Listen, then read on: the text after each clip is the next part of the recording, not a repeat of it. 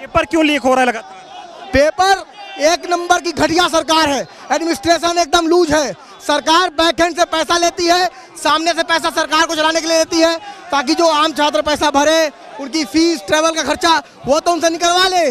Backend से paper को leak करा के अमीरों को लगेगा भरने का काम कर रही है। ये शिक्षा माफियाओं को एकदम पाल रहे हैं ये लोग। इन्हीं के लोग पेपर करवाते हैं, वही लीक करवाते हैं। और इनका शिक्षा मंत्री धर्मेंद्र प्रधान, जो एक गांव का प्रधान बनने लायक नहीं है, वो पेपर लीक करवा रहा है और कहता है लीकेज हुआ ही नहीं है। आखिर जब लीकेज नहीं हुआ तो गुजरात में क्यों पकड़े गए? आखिर क्यों गिरफ्तारियां हो रही है बिहार से लेकर मध्य प्रदेश में? सरकार में हुआ क्या है? जब से 10 सालों में सत्ता में आई है लगातार पेपर लीक, कोई भी पेपर हो लीक हो जा रहा है। जी बिल्कुल लीक हो जा रहा है। इनको मालूम है कि हम तानाशाही की सरकार है, डिक्टेटरशिप की सरकार है। कोई युवा आज आवाज उठा दे, हम मुकदमे लाद देंगे। एक पेपर तो छोड़िए, कोई पेपर देने लायक नहीं बचेगा।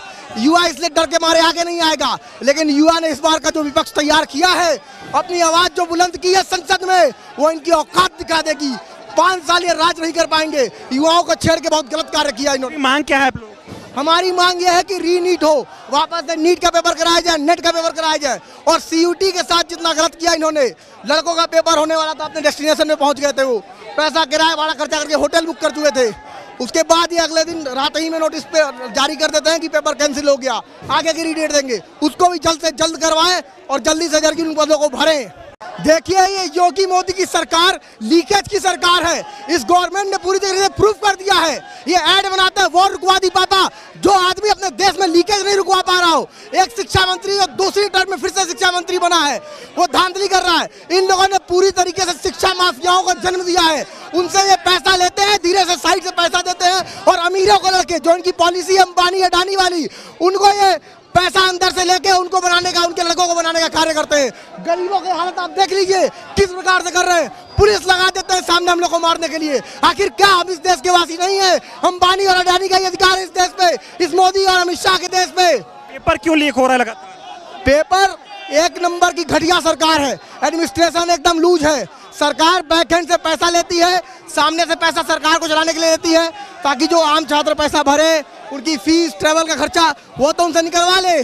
बैकएंड से पेपर को लीक करा के अमीरों को लगेगा भरने का काम कर रही है। ये शिक्षा माफियाओं को एकदम पाल रहे हैं ये लोग। इन्हीं के लोग पेपर करवाते हैं, वही लीक करवाते हैं। और इनका शिक्षा मंत्री धर्मेंद्र प्रधान, जो एक गांव का प्रधान बनने लायक नहीं है, वो पेपर लीक करवा रहा है और कहता है लीकेज हुआ ही नहीं है। आखिर जब लीकेज नहीं हुआ तो गुजरात में क्यों पकड़े गए?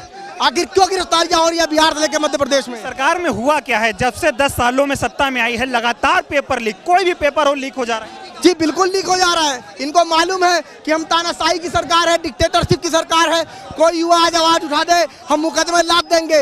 एक पेपर तो छोड़िए, कोई पेपर देने लायक नहीं बचेगा। युवा इसलिए डर के मारे आगे नहीं आएगा, लेकिन युवा ने इस बार का जो विपक्ष तैयार किया है, अपनी आवाज जो बुलंद की है संसद में, वो इनकी औकात दिखा देगी। 5 साल ये राज नहीं कर पाएंगे। युवाओं को छेड़ के बहुत गलत कार्य किया इन्होंने। मांग क्या है आप लोग? हमारी मांग ये है कि रीनीट हो, वापस से नीट का पेपर कराया जाए, नेट का पेपर कराया जाए। और सीयूटी के साथ जितना गलत किया इन्होंने, लड़कों का पेपर होने वाला था, अपने डेस्टिनेशन में पहुंच गए थे, वो पैसा किराया भाड़ा खर्चा करके होटल बुक कर चुके थे। उसके बाद ही अगले दिन रात ही में नोटिस पे जारी कर देते हैं कि पेपर कैंसिल हो गया, आगे की रीडेट देंगे। उसको भी जल्द से जल्द करवाएं और जल्दी से जल्द उन पदों को भरें।